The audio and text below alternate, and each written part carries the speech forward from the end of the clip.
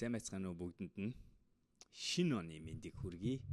2026 оны 1 сарын 1-ний мэндийг та бүхэндээ би хүргэж байна. За тэгээд эхлээд болохоор би энийг далимдуулан асуумаар байгаа нь өнөөдөр ямар санагдж байна? Яг одоо ямар мэдрэмж байна? Шинэ он яаж эхлэхээ гэж хүсэж байна. Тэгээд өнөөдрийн сэдв болохоор 25 оноо би гэс дүгнж ярмаар байна. Тэнцэнс нэг анзаарсан сурсан зүйлээ хуваалцмаар байна. Тэгээ 26 оноо төлөвлөлт талаар ярмаар байна. Хэрвээ намайг дагж байгаа бол олон жил дагж байгаа бол би одоо подкаст 5 дахь жилдээ баг хийж байгаа. Жил болгоно л миний анханаас нь хийж ирсэн нэг зүйл нь оныхоо төгсгөлийг дүгнэх, тэгээд ирэх оноо төлөвлөх гэдэг дээр би угаасаа жил болгон подкаст хийдэг, урт нь бас блог бичдэг гэсэн. За тэгээ энэ сэдв рүүгээ өнөөдөр оръё гэж бодлоо. Тэгээ тэрнтэй холбоотой та хэдээс нэр асуухад ингээ 26 он би ингээ подкаст сайжруулаад цаашаа үргэлжлүүлж явахын тулд ямар зүйл дээр анхааруул зүгээрээ та хэд комент сэт бичиж өгөөрэй. Би тэг мэдчих жоох. Би ер нь бол өөрчлөлт гэдэг зүйл бол айгүй чухал. Тэгээ тэр утгаараа юмаа дандаа өөрчилж сайжруулна гэж бас их зөө хэлмээргүй байна. Би зүгээр өөрөөр юм хийж эхлэмээр байна. Ондоогоор хиймээр байна. Тэгээд хөгжмөөрөө нөхсмөөрөө юм ажигламаар байна. Имийг ойлгомоор байна. Тэгээ тэр өнцгөр нь санал бодлоо бичээрэй. За тэгээ хэдлээ шууд яриандаа орё. 2025 он би хэрвээ буцаж хараад дүгнэлтээ хэлэх юм бол дахиад адилхан надад гарч буй мэдрэмж нь бол дахиад хамгийн их гоё өсөлтийг дахиад нэг дараачийн өсөлтийг гаргаж чадсан. Яг өөрийнхөө би энэ оны эхлэхэд нэг хэлжсэн зүйл нь юу вэ гэхлээр хүлээлт гарах аягүй чухал. Тэгэхээр 26 оноо ч гэсэн боддохтой хэдлээ хүлээлтээ өөртөө зөв гаргах, чиглэлийг өөртөө хэлэх аягүй чухал. Тэгээ миний хэлсэн үг нь юу байсан бэ гэхлээр би хэдэн жил өөрийгөө бэлдсэн, энергээ сайжруулсан, эрүүл болсон, олон зүйлийг хийх чадвартай хүн болсон бол 25 он миний хувьд юу болох ёстой байсан бэ гэхлээр миний хүлээлт нь би тэгвэл тэр энерги тэр үзэж харсан зүйлээ ашиглаад дахиад өөрийнхөө дараачийн амьдралыг нэлээд сэгсэрж өөрчилсөн эхлэх их хөдөлмөр зарцуулах олон зүйлийг бүтээх 5 жилийн эхний жил гэж би бол харж байсан. Тэгээ тэр өнцгөрөөр харахад бол 25 он супер болсон. Миний хувьд бол аюу сэтгэл хангалуун байна. Гүйцэтгэлийн нарийн ярих юм бол нэг 70-80% гэж бодож байна. 80% хавцаа. Тэгээд за бас жоохон дээш юм аа 85 ирлүүгээд өгчөж байгаа юм байна. Тэгээд бол сэтгэл хангалуун аюу их зүйлийг багтааж чадсан юм байна. Би дахиад нөгөө өөрийнхөө гаргасан 25 оны 1-р сарын төлөвлөгөө юу байсан, 2-р сар, 3-р сарын тэргээ юу байснаа харсан. Тэгэн гутаа би тэр онд тавьсан байсан зүйлүүдээ харсан. Тэгээ ингээ харахад ийм байсан гэж байгаа. Айгүйх бахархаж байна энэ жилээрээ хийсэн зүйлүүдээ харангууд яг л хийнэ гэжсэн олон зүйлээ багтаасан байна. Энэ дээр нэрэ миний одоо тавьсан төлөвлөгөөнөөс зөрсөн 2-3 зүйл нь гэх юм бол би 3 дахь номоо харамсалтай нь 25 онд гаргаж чадаагүй. Тэгтээ номны ажил эхэлсэн байгаа. 2 дахь нь болохоор би шин сургам өөрөө шин мэдлэг чадвар сурах дээр би хоол хийж сурах гэдгийг хийсэн. Тэгээ тэр би 1-р улиралд аюу сайн хийсэн байсан Лондонд амьдардаг байхдаа. Тэгээ 2-р улирал 3-р улиралд миний амьдралын хэмээг аюу ондоо болоод өөр энэ Бангкокт амьдарч ирснээс хойш тэрийг алдсан юм байлээ гэдгийг ойлгосон. Бусдаар бол би ерөнхийдөө маш сэтгэл хангалуун байна гэж хэлмээр байна. За тэгээ тэрнтэй холбоотой дараагийн 2-3 минутыг би юу болсныг өөртөө ярьж. За би болохоор категори юу гэж харддаг гэхэлэр би эрүүл мэнд хардаг байгаа. Санхүү хардаг байгаа. Тэгээд амьдралын одоо бүтээх босгох гэдэг хэсэг байгаа. Тэр нь одоо санхүү хэсэгтээ орчиж байгаа. Сурах, унших гэдэг хэсэг миний хувьд аягүй чухал. Би жил болгон энэ жил би 25 онд би 50 ширхэг ном уншнаа гэж зорьсон байснаас би өчигдөр 31-нд би 43 дахь номоо Будда багшийн үгээр гэсэн гоё номыг уншиж дуусгасан. Тэгэхээр тэрэн дээр бол аюу. Тэгээ би энэ дээр нэг гарч байгаа мэдрэмж нь 25 онд бүр яахааргүй миний хийсэн олон зүйлийн нэг буюу намайг урт хугацаанд нь хөгжөө сэтгэл зүйн тогтвортой байдлыг бий болгож бүр тэгэж тогтохгүй надад юм өсөлтийн мэдрэмж өгсөн зүйл нь сурах, унших байсан. Тэгэхээр энийгээ хийсэндээ бол би аюу happy байна. Мэдээж 50 ном уншаагүй зүгээр 43 ном маань аюу зүбэн номнууд байсан. Энийг харъя гэвэл миний Goodreads руу орж байна. За тэгээд би энэс гадна нөгөө бүтээх амьдралын хэв маяг гэдэг дараагийн категори байгаа. Тэгээ дөрөв дэх категори нь болохоор харилцаа гэдэг хэсэг байгаа. За эрүүл мэнд дээр бол би супер байсан. Өнөөдрийн байдлаар миний WHOOP-ийнхаа насаар болохоор би 34.3 байсан. Энэ хэмжилтийг би оны 2 дахь хагасаас хийж эхэлсэн байгаа. Тэгээ тэнцэнээс гарсан зорилго нь болохоор миний зорилго хэвээрээ болохоор би өөрийнхөө зүрх судасны эрүүл мэндийг WHOOP-ээр хэмжиж байгаагаар өөрөөсөө 10-аар багасгах гэсэн байгаа. Би 2 сарын өмнө 5-аар багасгасан байсан бол өнөөдөр 6.4-аар багасгасан байгаа. Тэгэхээр тэр процесс руу явсан байна. Скваша буцаа тоглож эхэлсэн Бангкокт ирээд би физиолог дээрээ хөдөлгөөн, дасгал хөдөлгөөний гормоо оронгоор нь өөрчилсөн. Энэ нь айгүй дахиад гоё байна. Айгүй болж байна. Миний тархитлагоо, миний би физиолог өмнө нь байгаагүй хэмжээнд ажиллаж чадж байна гэж ойлгож байна. Гэхдээ мэдээч хэрэг өөр төрлийн дасгал ялангуяа энэ 40 гараад ирэхээр би хэлсэн шүү. Булчингийн маасан дээр анхаарах хэрэгтэй, хөдөлгөөн дээр анхаарах хэрэгтэй, хөдлөх чадвар дээр анхаарах хэрэгтэй. Тэгээ тэр гэмийг үргэлжлүүлсээр байх болно. Хамгийн сүүлд авсан цусны тестнээс миний хамаг зүйл айгүй айтаахан байна гэсэн. Ганцхан зүйл нь ганцхан одоо чулуужилтын юм зөсөнд байж магадгүй гэдэг би дээр үед 4 жилийн өмнөөс ингээд шалгалтанд сонсч байсан. Тэгээд тэр маань тэрийг одоо дахиж өшөө тодорхой нэг харах хэрэгтэй. Бусдаар бол миний эрүүл мэндийн бүх зүйл бол маш стил хангалуун байна, маш гоё байна. Миний ерөнхий одоо эрүүл мэндтэй холбоотой олон асуудлууд багассан ингэ сайжирсан байна. За сурах, унших тухай бол ярьсан байгаа. Миний энэ жилийн манай гэр бүлийн нэг том зорилго бол нүүх байсан. Тэгээд тэр нүүлтийг бол хийж чадсан. Тэгэхээр энийг бол би одоо маш том алхам хийж харж байгаа. Бид нэр Лондонд манай эхнэр Витор нохоо бид гурав 2 жил хагас амьдарсны дараа Лондон биш юм байна гэдгийг шийдээд бид нэр зүүмнэд Аз руугаа буцаж ирээ Бангкок руугаа ирсэн байгаа. За тэгээ энээсээ гадна бас нэг хийж эхэлсэн зүйл нь би энэ оны 2 дахь хагасаас эхлээд ер нь сар болгон Монгол руугаа явдаг болсон. Энэ тухай би подкаст бас өмнө хийсэн байгаа.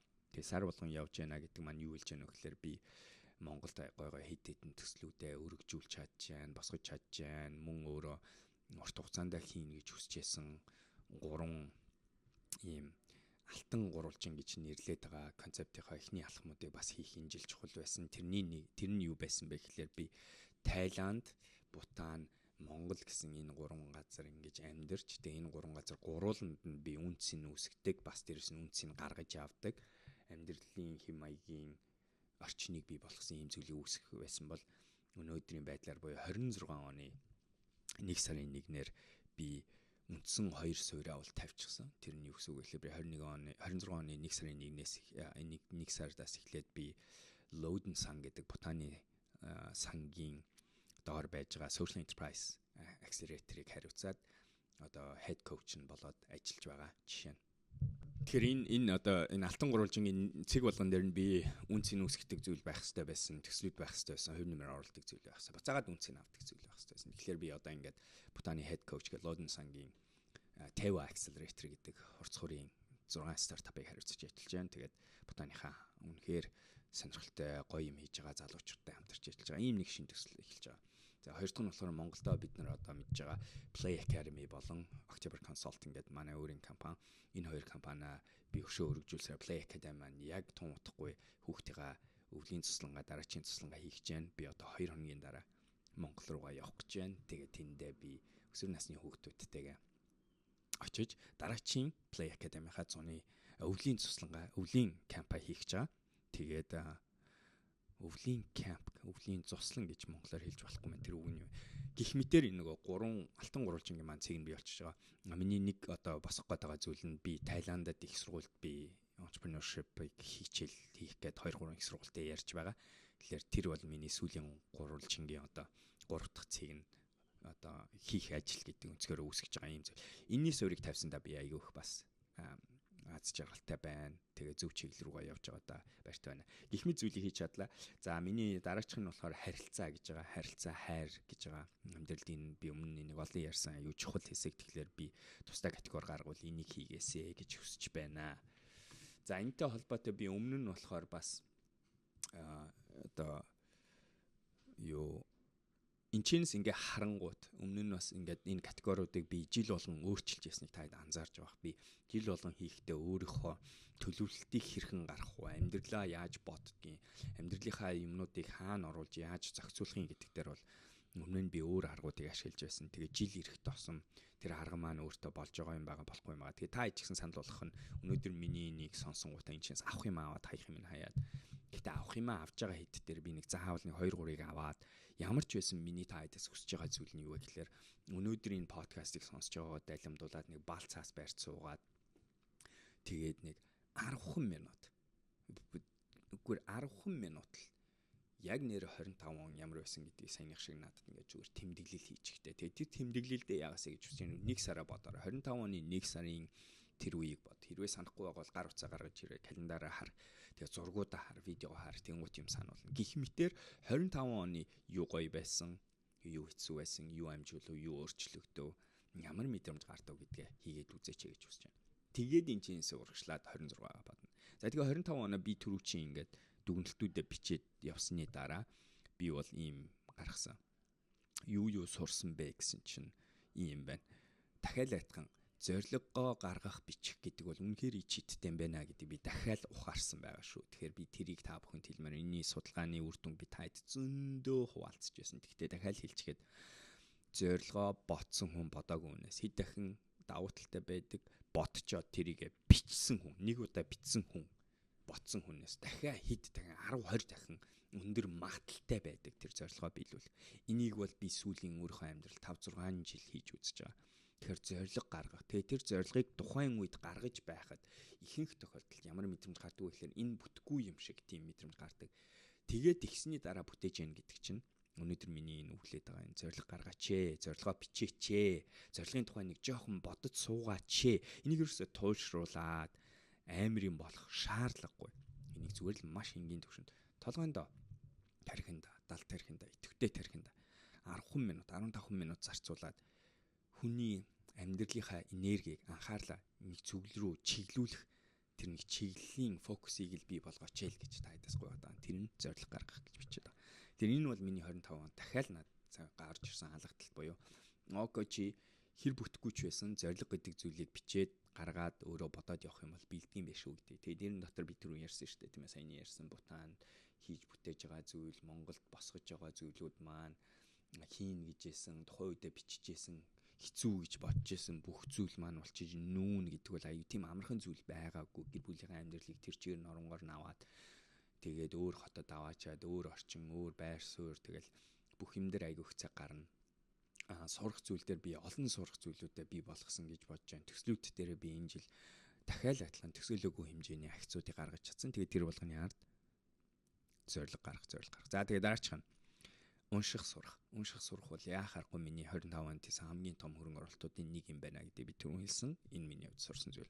Гурав дахь миний сурсан зүйл нь хэр зөрөгтэй байна тийм хэмжээний өсөлт гарна гэдгийг бас дахиад би зүрхээрээ мэдэрсэн. Өөрөөр хэлбэл гаргаж байгаа зорилго чинь хэр зөрөг шаардж байна. Хэр айлгаж байна. Хэр их бүтггүй юм шиг санагдаж байна. Тэр бол шууд утгаараа хэрвээ тэрийгэ тууштай дагах чадах юм бол өсөлтийн хэмжээг чинь тухтай орчноос гараад тухтай орчин руу орох тэр хэмжээг чинь шууд тодорхойлд юм байна. Би балер өдөр номон дээр өмнө бичижсэн. Хөдөлмөрлж байх үед хүрэх газар чинь мөрөөдлөх чадвараар чинь хязгаарлагдана гэсэн байц.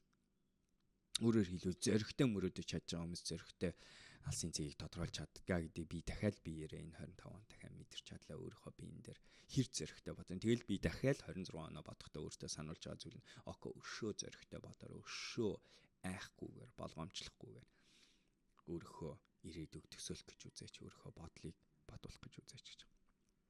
За тэгээд миний дөрөвдөх сурсан зүйл нь харилцаан дээрээ би амьдралынхаа харилцаа, хайр дурлал гэдэг категори дээрээ буюу өөрийнхөө амьдралд чухал хүмүүстэйгээ хийх ёстой ажил дээр 26 онд өшөө ажиллах ёстой юм байна. Би өмнө нь ч ярьжсэн 25 онд илүү татгшаа чиглэсэн өөр дөрөө ажиллах гэнтэр гэдэг зүйл рүү анхаарч ирсэн бол 26 он руу би өшөөх энергийг харилцаа гадагшаа чиглэсэн зүйл рүү явуулах хэрэгтэй байна. Би дахиад өөрийнхөө хувь хүнийхээ амьдралын хүний харилцаа, бусдтай харилцаа, хамтран ажиллагаа, нөхөрлөл энтер гэдэг зүйлийнхаа дүрмүүдийг дахиад нэг бодож үзэх цаг нь болцсон юм байна гэдгийг ойлгож авсан. Яагаад гэвэл миний хуучин арга барилууд маань 25 онд нөлөөлж чадсан 24 онд үр бүтээлтэй байсан арга барилууд бол 26 27 он гэж бодонгууд тэд нар магадгүй тийм зөв арга барил биш байж магадгүй юм байна гэдгийг ойлгоод тэгээд дараагийн шинжилэл рүү орж байгаа гэсэн үг. Энэ бол угаасаа яаж бодсон миний хамгийн хэцүү хэсэг одоо амьдралынхаа анхаарч байгаа хэсгүүдийн түрүүн ярьсан тийм ээ. Эрүүл мэнд гэж байгаа, санхүү гэж байгаа, төсөл гэж байгаа, сурах, хөгжих гэж байгаа, амьдралын хэм маяг гэж байгаа. Тэгвэл тэрэн дотор бас харилцаа гэдгийг ингээд тусад нь авч үзээд тэгэх юм бол хамгийн хэцүү, хамгийн их анхаарч чадсан зүйлүүд байна гэж бол харж байгаа. За тэгээд энэтэйгээ холбоотой сүүлийн хэдэн минутанд би 26 оноо төсөөлөхдөө яаж гаргаасаа гэж үзэж байна. Миний төлөвлөгөө энэ. Ямар нэгэн байдлаар нүдэндээ харгаж гаргаасаа л гэдгийг хүсэж байна. Тэрний өсөө зураг гаргах уу, тийм ээ, нөгөө mind board одоо Pinterest ашиглаа гаргах уу, гар утсан дээрээ хүртэл ингээд зургуудаа тавиа. Одоо яг энэ юу mind board гаргадаг бүр янз янзын аюулгүй гой AI суурьтай төлөв зөндөө байгаа. Ямар нэгэн байдлаар хамгийн энгийн нь юу гэж бал цаасан дээр бичих. Зурж болон том цаас аваад тэгээд энийг хийхдээ би зөвлөж байгаа нь одоо эхнэр үеээр энийг бол олоодаа ярьсан манай эхнэр үеээр бид хоёр хамтдаа тэр амьдралыг бий болгож байгаа. Бид хоёр хамтдаа тэр амьдралд амьдрах хүмүүс. Манай гэр бүл тэр амьдралыг авч явах хүнийхээ хувьд би өөрийнхөө зорилгыг гаргахдаа их нэртэйгээ тэр хэсгийг заавал хийх ёстой гэдэгтэй тун адилхан тань зөвлөж байгаа зүйл нь хайртай хүмүүстэйгээ, дотны хүмүүстэйгээ энэ зорилгыг цуг биелүүлцэх, цуг амьдрах хүмүүстэйгээ энэ зорилгыг гаргах процессыг цуг хийж үзээрэй гэж хүсэж байна. Тэгээ хамтдаа том цаасан дээр бүгдийг эхлэесэй гэж. Энэтэй холбоотой миний одоо нөгөө би сургалтууд болон коучинг дээр дандаа ашигладаг олон асуултуудын нэгийг би тайттай хуваалцчих. Тэрний нь 26 онд өөрийнхөө амьдралыг кино гэж бодоорой. Тэгээ та гол дүрнэ гэж бодоорой. Тэгхийн бол та тэр кинон дээр ямар синүүд гэж ярьдаг, ямар одоо киноны хэсгүүдийг байгаасэ гэж хүсэж байна гэдэг асуултыг бодож байгаад хайртай хүнтэйгээ суугаад тэр календараа эхлээд бүглөөр. Жишээ нь миний хувьд бид хоёр одоо 1 сарын сүүлээр Япон явж жил болгон хийдэг цааны гулгалтаа хийнэ. Энэ одоо киноны хэсгийг би 26 оны кинонда бүр заавал байгаасаа гэж хүсэж байна. 26 оны кинонда би 3 дахь номоо танилцуулж байгаа, гар үсэг зурж байгаа тийм хэсэг киноны хэсгийг хармаар байна. Тэгэхээр энэ миний дараач хэсэг байна. 26 онд би Whoopin гэж хүнд харуулангуудаа сошиал медиа дээр яг энтэй ингэнгуудаа эсвэл өөрөө ч гэсэн бүтэн сөдөр өглөө ингээд Whoopin refreshing гутаа харангуудаа окей чи зүрх судасны эрүүл мэндээ өөрийнхөөс 10 дахин багассан байна гэдгийг харж байгаа. Тэр нэг гоё юм сургамжтай тэр мөчийг бас дахиж би кинон дээр байлгамаар. Гэх мэтээр та битгий айгаараа, битгий болгоомжлоор яг л үнэхээр та 26 онд ямар кино үзмээр байна өөрийнхөө амьдралыг гэдгийг харж агаад ингэж гаргаж үзээсэй гэж хүсэж байна. Тэгээд хайртай хүнтэйгээ гаргаж. За тэгин гутаа дараачийн зүйл нь болохоор тэднэрийг гаргасны дараа тэдгээр зүйлийгээ хэмжих аргуудаа бодоосэй гэж хүсэж байна. Тэгээ би энийг бол олон ярьсан зорилгыг зөв гаргахын тулд смарт гэж ярьдаг. Тодорхой байх ёстой, таны амьдралд нийцж байх ёстой, урт хугацааны зорилго руу ч орсон байх ёстой, хэмжих ёстой, эхлэх өдөртэй байх ёстой, дуусах хугацаатай байх ёстой. Акцийн зүйлүүд чинь амжилт гэж юу вэ гэдгийг тодорхойлтууд нь зөв гарсан байх ёстой. Гэх мэтэр тэр түрүүчэн гаргасан киноны хэсгүүдээ нарийн жишээ нь би одоо энэ жилийн дасгал хөдөлгөөн дээр өнгөрсөн жил би 180 хийх ёстой байсан бол 181-ийг хийсэн бол өнөөдөр бас эхэлж байгаа маань энэ 26 онд би 200 дасгал хийх рүү орж байгаа. Тэгээд энэ дээр нэг ярихад гүйцэтгэл чинь хэрвээ 85%-аас их байх юм бол та магадгүй зорилгоо жоохон дутуу тавьсан байсан шүү гэдэг юм арга барил байдаг. Тэгээ би тэрийг дагж байгаа болохоор 180 200 болгож байгаа. Гэх мэтэр би номныхоо унших сурах гэдэг дээр нэг хэмжүүр ном унших гэдэг маань байдаг. Би 50-аараа хിവэрэ байлгана гэж бодож байна. Тэгээ энэ жил чадхаараа яг 50 руу артуулна. Өнгөрсөн жил 25 онд би 43 хийсэн байгаа. За санхүү мөнгөн дээр би яг тоогоо тавьсан байгаа. Тэдэн төгрөгийн орлогыг тэднээс эхэлж энтер гэж тавьсан байгаа. Би төсөл дээр багийн тоогоо төдий болгомоор нь гэж ярьсан байгаа. Би номоо ийм хэмжээтэй ийм номыг төдий тэгэхэд гаргацсан байна гэдгийг гэх мэт ярьсан байгаа. Би харилцаан дээр ийм хүмүүстэйгээ 7 хоног болгон тэдэн цагийг зарцуулах. Эсвэл энэ сард тэдэн удаа тийм хүмүүстэй ярьсан байх хэрэгтэй гэх мэтэр тодорхой гар. Гэх мэтэр та бас өөрийнхөө зорилгыг бодож байгаа зүйлээ саяных шиг хэмжүүрийг гаргаад бүх боломжит тэр зорилготой холбоотой бүх боломжит өгөгдлүүдийг угаасаа л тааж байгаа юм чи зорилготой гаргаад тэгээд тэрийгэ дараа нь яах вэ гэхээр боломжтой бол сар руугаа үгүй бол улирал руугаа хуваагаад тэгээд тэр тухайн улиралдаа тухайн сардаа тэр гаргасан зорилгоо хэмжиж явах нь аюулж байна. Түрүүн би нэг судалгааны үр дүн хэлсэн шүү дээ. Боддог хүмүүс боддгүй хүмүүс өндөр магадaltaй юм байна. Боцсноо бичдэг хүмүүс өндөр юм байна гэдэг бол дараачийн төвшин нь юу гэхээр бичсэн зүйлээ дахиж 2-3 удаа хяндаг хүмүүсийн магадлал дахиад илүү их өндөр юм байна. Тэгээ би бол өөрөө та олон жил хийсэн миний подкастууд үзэж болно, миний медиумыг үзэж болно. Бэлдэг шүүл гэдгийг хэлмээр. мөрөөдөл яг иймэрхүү байдлаар тууштай анхаарлаа аваад өөрийнхөө эрүүл тогтвортой эерэг ийм орчин байлгаж чадах юм бол хүний мөрөөдөл биелдэг шүү. Бидний мөрөөдөл биелнэ. Таны мөрөөдөл, таны хүсч буй амьдрал болох бүрэн боломжтой. Та өөрчлөгдөн. Та энэ өөрчлөлтийг удирдах боломжтой шүү гэдгийг л коучингийн хувьд олон мундаг өөрчлөлтийг харсан хүний хувьд би бол та бүхэнд үнэхээр зөвлөмөр байна. 25 онд миний одоо бүр яг үнэхээр бас нэг хамгийн том гарсан зүйл нь би өөрийгөө дахиад rebrand хийснийг та дуугаас мэдчихэж байгаа.